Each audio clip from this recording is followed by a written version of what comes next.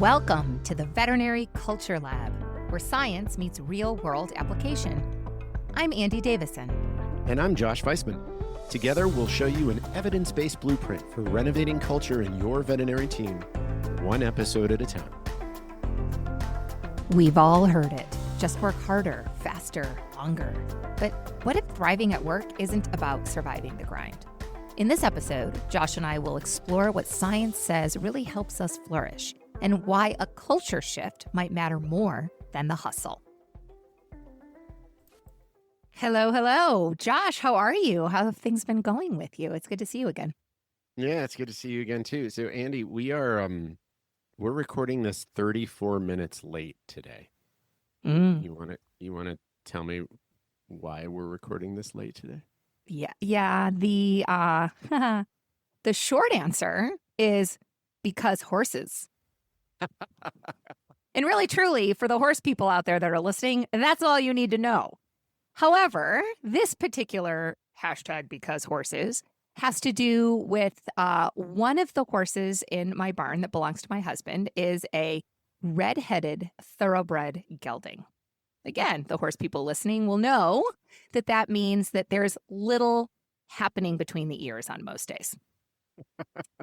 Today, he decided that flinging himself up against the wall in his stall was a good idea and that it was really fun and that it was so fun that he shifted the cinder block wall in the stall about, 6-7 inches to Leaning Tower of Pisa dangerous levels.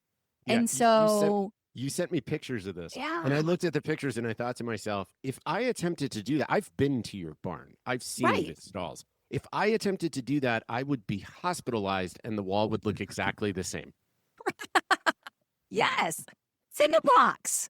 It's not, it's not huffing. It's not straw thatched walls. It's cinder blocks. And it is shifted. Like you can see in the pictures, there's, there's dirt and then there's no dirt. And there's a lot of space and the wall is going to fall down at any point.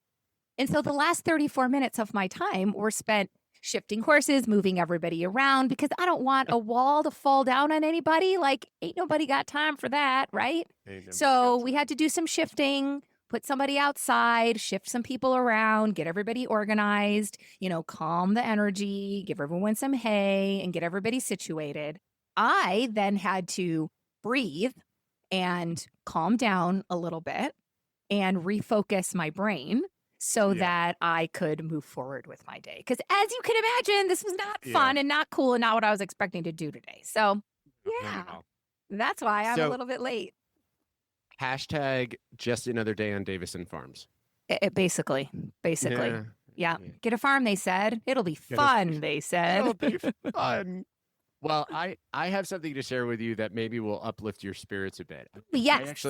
I've had a bit of a mixed bag the first half of my day as well, a bit of ups and downs, but I had kind of a cool up just before this call. And actually, us delaying the recording benefited me because it allowed me to actually answer the phone. So I got a call from an unknown caller, and typically I don't answer that, but I was sitting here, I was sort of just waiting to see, what was going to happen with you and your horse. And so I figured I'd pick it up, and I answered it, and it turned out it was the electric company here, the company that provides our electricity, which is unusual that they were calling me. But I picked up the phone, and is this Josh Weissman? And yes, it is. And they wrote to me to tell me that my payment to them was outstanding. And I thought, what a cool compliment! So nice to take time just to call me and tell me my payment's outstanding. You totally had me until the last 10 seconds. I was literally like, he answered the phone and it was the electric. I mean, you had me. You legit had me. Nice. All right. Well, 1 out of 3 is not bad. I'm 33% success rate. It's going to get me into the Baseball Hall of Fame. Pretty good. Yeah, it's pretty good. Yeah. It's pretty good. There's plenty of time to get me even more. So yes, that was a win. That was a win. Oh, my goodness. All right. So what I was thinking about today was to maybe start with a quick story. It's actually one from my own career. Now, early on, I worked at a small animal hospital as a veterinary assistant. one of the vets at this hospital, she was one of those high energy, sort of always on the go docs. And I swear, I don't think I ever saw her sit down. And I remember when I was accepted to tech school, she gave me some advice. She said, Andi, if you want to make it in this field, you'd better be tougher than everyone else and hustle for it every day. Oh, wow. And I took that to heart, right? I mean, I'm a child of the 80s and the 90s. And like a lot of people, we were raised to believe that hustle was the path to success, right? Long hours, that was your badge of honor. Burnout, that was proof that you were doing it right. Yep. Now, that belief, Josh, it followed me into my veterinary career. And I was pretty proud of my constant hustle. I was just like that high energy doc. And just like her, I didn't sit down much either. Now, for a while, it worked until it didn't. And I started wondering, is this really what thriving is supposed to feel like? Because thriving and surviving, they're not the same thing. Not at all. Not at all.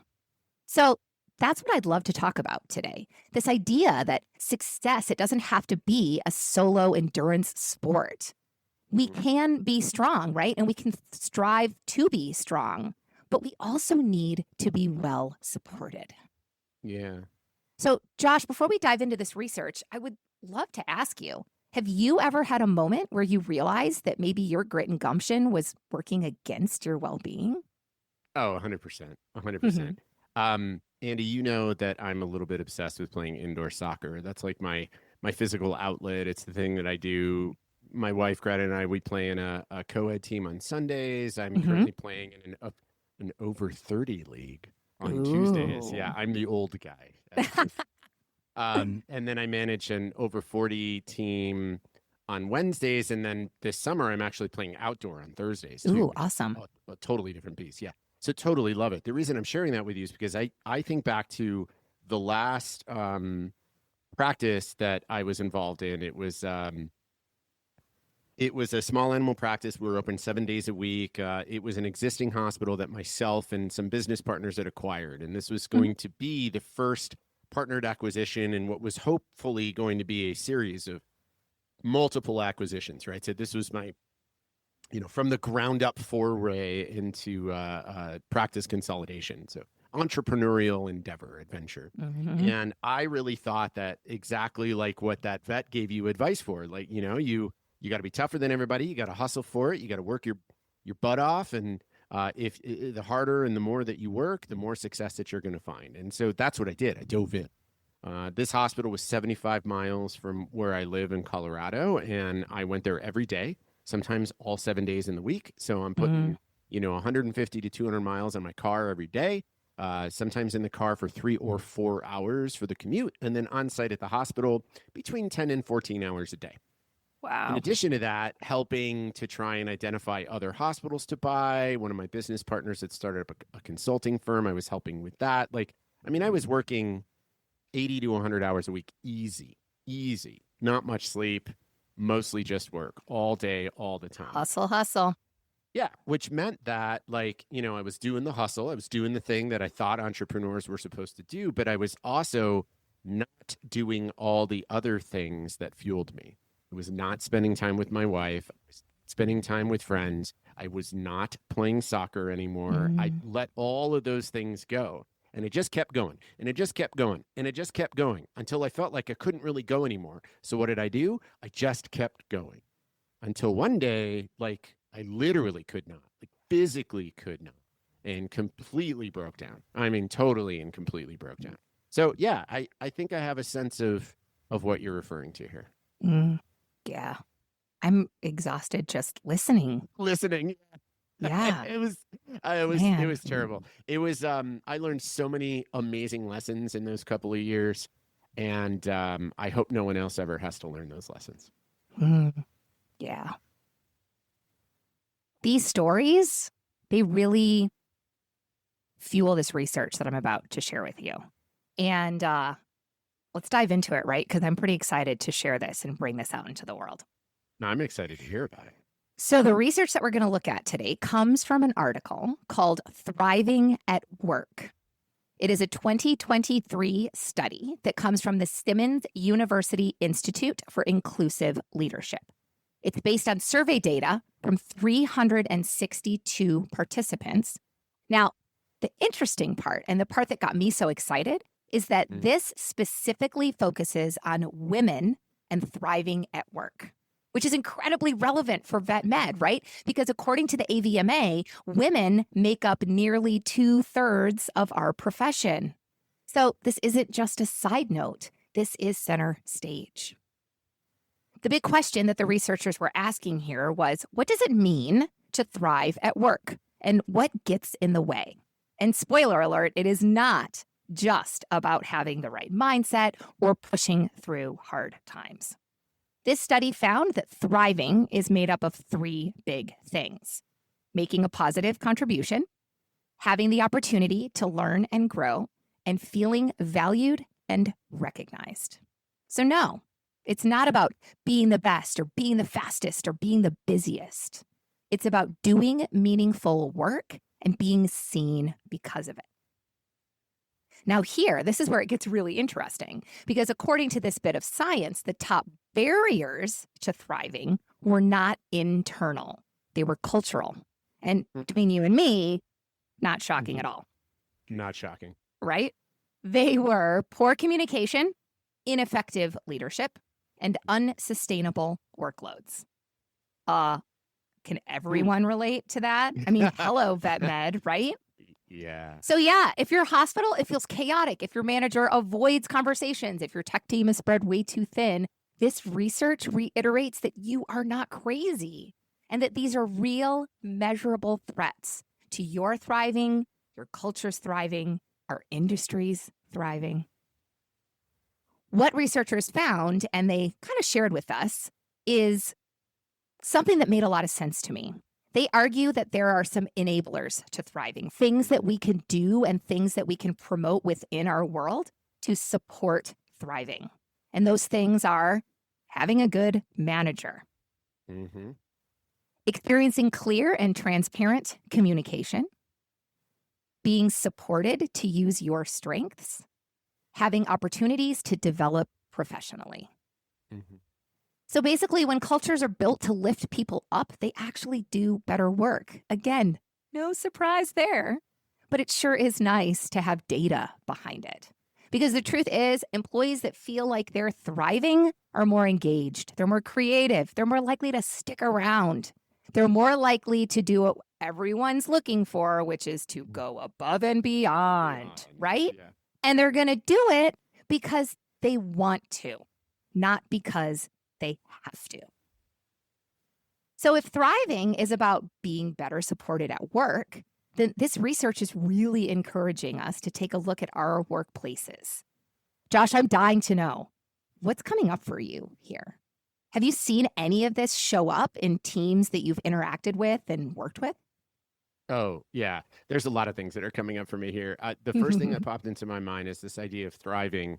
We know from work of folks like Jane Dutton and Gretchen Spreitzer, and I think Adam Grant was even involved in this, a paper that was published in early 2000 out of the University of Michigan on this concept of thriving at work. They basically describe thriving as vitality and growth. So I feel energized in and by the work that I do, and I'm developing. Like, I feel like I'm a slightly better version of myself today than I was yesterday because of the work that I get to do, those kinds of things. So this seems to echo that. That was the first thing that popped up for me.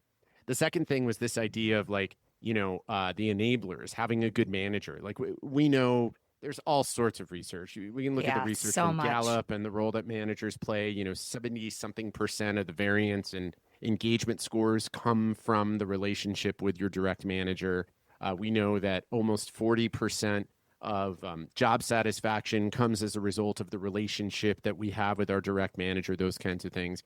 We also know the power of communication. We know the power of focusing on strengths, things like something we'll probably get into in a future episode, the feed forward interview, and focusing on building on people's strengths rather than trying to, quote, fix their weaknesses, stuff like that.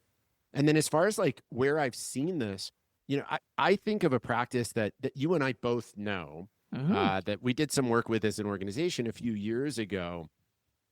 And I feel like they have all these enablers, whether they knew about this research or not. They sort of intuitively came to these enablers on their own.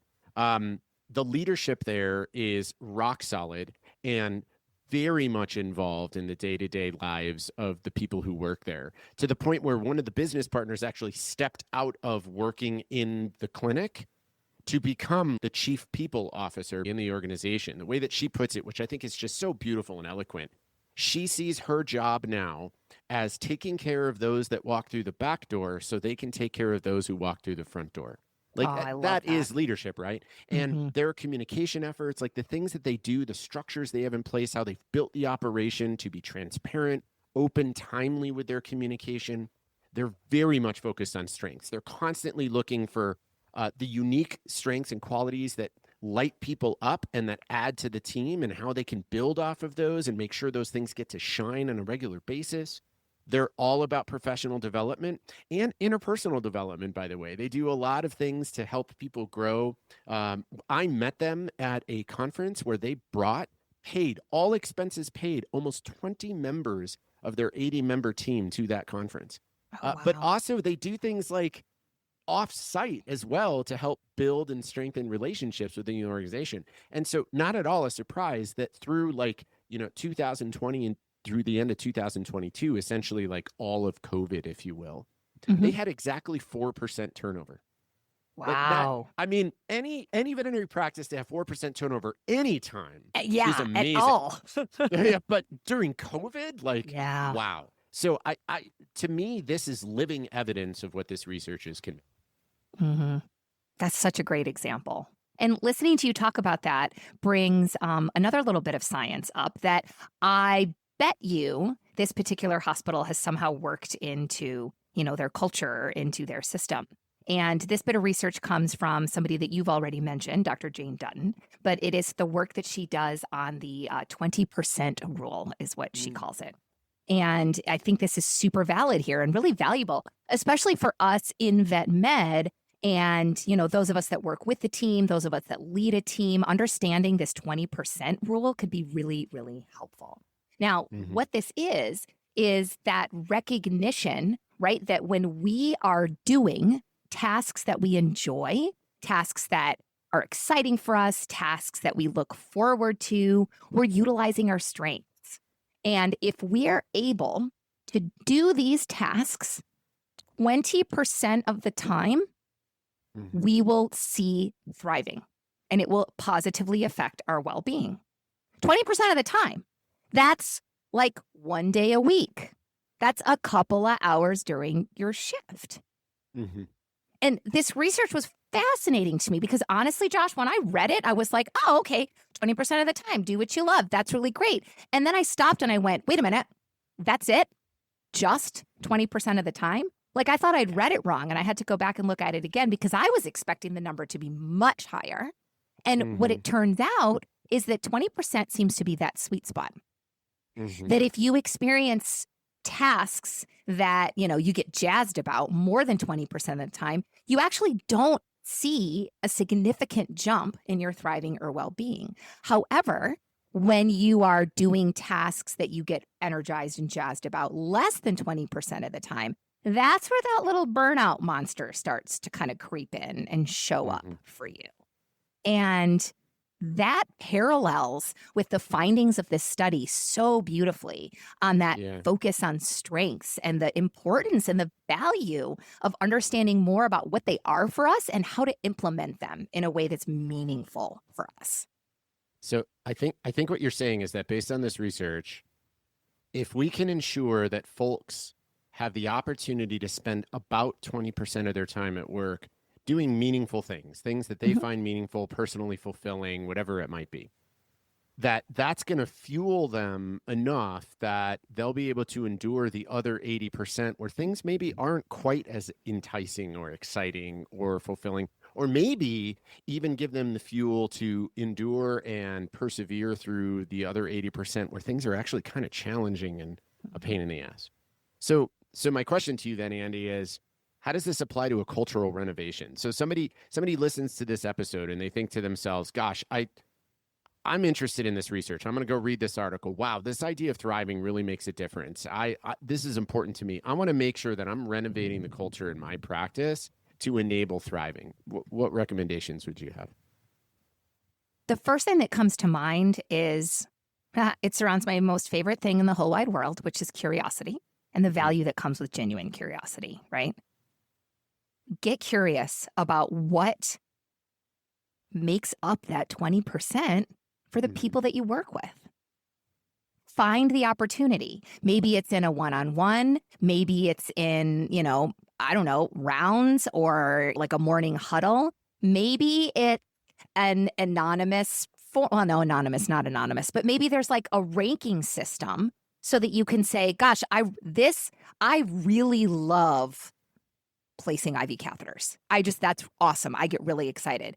I'm not really excited about stocking, but I know it has to happen. But I'll tell you what, dealing with cranky client lady, that is where I know that I have to adult and do that sometimes, but it is not something that I look forward to. And that might be different for you, right? Josh, you may really dislike placing IV catheters, but restocking it, yes, the organizational part of your brain goes nuts and you get to get out the label maker and label stuff, and that's amazing for you. Yeah. There might be something totally different that you really like. And I really think that there's a lot of value that can come from getting curious with your team and asking them what gets them jazzed up. What's, okay, I get it. We got to do this. It's really an indifferent sort of task. And what do they kind of dread doing? Okay. So to me, this seems like an energy audit of sorts, right? So you could list out the tasks for a particular role, the typical day-to-day tasks that a typical role has to say: placing IV catheters, restocking the bandage drawer, monitoring anesthesia, all those kinds of things, right? And then you can have, I'm stealing this from you because you've shared this already in the past, but you could basically have 3 columns. So you list the tasks, and one column says, this is an energizing task for me. The middle column says this is a neutral task. And then the far column says that this is a draining task. And you just have people just quickly go through and mark, put a check mark for each of these tasks. And then maybe you could even have 3 or 4 spaces at the end and say, okay, list 3 or 4 tasks or activities that aren't on this list that always energize you, that you wish you could do more, right? Yep. And so then now, as a manager, you've got an idea. Hey, I know for a fact that Andy Davison absolutely loves anesthesia. Hashtag sarcasm. Hashtag sarcasm. Right? So but you have an idea of what everybody, what fills everybody's cup. And this is not so much about, okay, how do I make sure Andy never has to do anesthesia? Rather, it's about, how do I make sure Andy gets to do the things that energize her enough times so that when I have to ask her to do anesthesia, she could still do it well? Yep. Absolutely. Gold. Absolute gold. Yes. Because it's true. We have to adult, right? We have to do stuff that we don't always want to do. That is part of life. And that's part of what we need to do in order to reach our goals and contribute to veterinary medicine. Yeah. So thinking of it as an approachable, how do I ensure that we're getting to do stuff that fills our cup so that when those inevitable things come along that I don't really want, you have, here we go, the bandwidth to go and do it. It's not draining every little thing out of you. Yeah. Yep. I love this. Do you mind if I make a related suggestion? Oh, please. Yes. I want to hear it. Thanks. One thing that I've come to realize is that I love these assessment kind of things, this energy audit. I think it's a phenomenal idea. And I hope that people actually listen to this and go do it. And sometimes some people, I feel actually struggle to cultivate the kind of awareness to know, right off the bat, the things that definitely energize them. Or sometimes there's a little bit of complexity to it too. It's sometimes anesthesia actually is energizing to me, but sometimes I really would rather avoid it. And so, they get a little bit caught up in how to answer that. So another thing that I think folks can do, especially leaders who are intimately involved in the day-to-day of their team. So you're on the floor, or your office is right next to the treatment area, or whatever it might be. is to do your own sort of like subjective energy audit. Challenge yourself during periods of time throughout the day to just watch the team. Just watch and see, wow, you know what? That cat came in and that cat needed a cysto. And Andi just dove in. Like, I've actually never really seen her jump at an activity the way that she did just then. That's interesting. Now, after that cat's done, the cysto's complete, we've done the urinalysis and the cat's out the door, pull Andi aside and say, hey, I couldn't help but notice when that cysto came back that you just lit up. What about that was so energizing for you? Right. And then now you're doing an audit in a way that like it combines some of what you just said, that curiosity. Yeah. You're getting to know your people. You're also getting the side benefit of developing a relationship, showing them that they matter to you, that you're paying attention to them, those kinds of things. And you'll learn things about not just the tasks that energize people, but the underlying drivers, the values, the things that really matter to them that lead to that task being energizing. Well, and to add on that, because on the flip side, the person that you're noticing is getting noticed. Yes. Right? Yes. Yeah. They're aware that you've seen them. They're going to feel seen. They're going to be like, oh my gosh, Josh noticed that I got excited about this cat cysto. Like, yeah. And that alone is going to be empowering. And I love that because both sides will benefit. That's great. I love that. Yes. Golden. That's beautiful. One of the other ideas that I had that I'm going to share really quickly, because I think it's helpful, and it kind of goes to some of the other enablers, right? Obviously, working to your strengths is kind of a big deal, and there's a lot of things that we can do for that. But that value, right? That value of being seen and being heard, that we just talked about with being noticed. I think that there's a lot there as well. And I could see a lot of value for leaders, for team members, for colleagues to get curious about that as well. And maybe start to ask when people feel like they are most valued at work, to really understand more about what that looks like. And work that into one-on-ones, work that into check-ins, work that into conversations to learn more about when other people feel like they're making a difference and that they're valued and that they're contributing to the things that are going on at work. Yeah, I think that's awesome. Asking people about when they feel like they're contributing in ways that matter to them is a direct line to the experience of meaningfulness. I mean, that's part of the construct of meaningfulness, is feeling that what you did was positive, purposeful, and significant. And that significance is about like feeling like I contributed in a valuable way. So just asking people, when did you feel like you contributed in a valuable way, and how do we make sure we get you more opportunities to do that? I think that's great. Yep. Curiosity, it's a superpower. It's a superpower. Yeah. You know what else is a superpower? What? This week's Florida Man headline. I love this segment so much. It's a good one, guys. It's a good one. Once again, it comes to us from Southern Florida. And this week's Florida Man headline is Florida Man, quote, enjoyed arrest. Thought it was like being on live PD. This particular Florida man told the police that he, quote, really enjoyed being arrested because he felt like he was on a hit reality TV show. When the officers attempted to handcuff him, this particular Florida man made his body go limp. He then proceeded to engage in, quote, erratic behavior. After being restrained, he told officers that he really enjoyed resisting arrest because it was like being on live PD. He was arrested and charged with resisting arrest and disorderly conduct. Oh my gosh. I love Florida Man. Oh gosh, all the poor choices. It's that one made me laugh out loud. Oh yeah. No, that's a good one. That's one way to get it's not even 15 minutes of fame. Right? But, right. Yeah. I had like bad boys. Yeah. What you gonna do? What you gonna do when they come for you was in my head. Yep. Yeah, that makes sense. Absolutely. Well, good.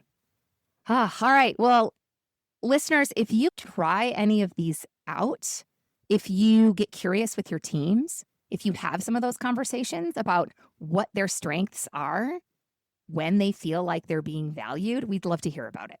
So check out the show notes for all of the links to these articles and all of the subsequent things that we shared with you, the extra science spots.